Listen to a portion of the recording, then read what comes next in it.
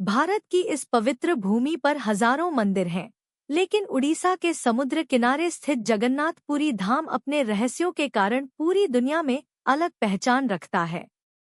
यह वही मंदिर है जहां ध्वज हवा के विपरीत दिशा में लहराता है, जहां मंदिर के ऊपर से कोई पक्षी नहीं उड़ता और जहां हर दिन हजारों लोगों के लिए प्रसाद बनता है, लेकिन कभी कम नहीं पड़ता।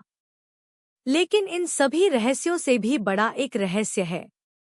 जगन्नाथपुरी में एकादशी का प्रभाव उल्टा क्यों माना जाता है? जिस दिन पूरी दुनिया अन्न का त्याग करती है, उस दिन इस मंदिर में महाप्रसाद का वितरण क्यों होता है? इस प्रश्न के पीछे एक अद्भुत कथा सुनाई जाती है। एकादशी देवी की उत्पत्ति। पुराणों में बताया गया है कि एकादशी कोई साधारण तिथि नहीं, बल्कि एक देवी का रूप है। कहा जाता है कि जब मुर नामक दैत्य ने देवताओं को परेशान करना शुरू किया, तब भगवान विष्णु की दिव्य शक्ति से एक तेजस्विनी देवी प्रकट हुई। उन्होंने उस दैत्य का अंत किया।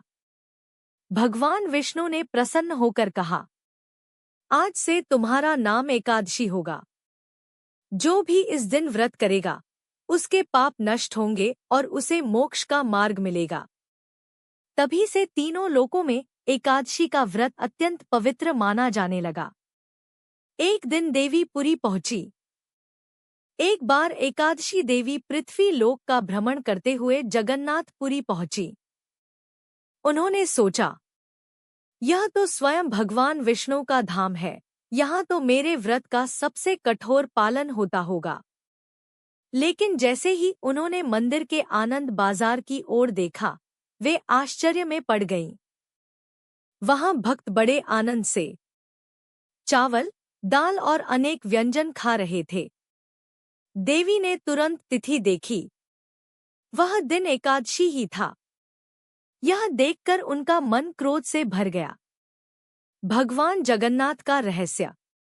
देवी सीधे भगवान जगन्नाथ के पास पहुंची और बोली, प्रभु, आपने ही संसार को एकादशी व्रत का नियम दिया था, फिर आपके अपने धाम में यह नियम क्यों नहीं माना जा रहा?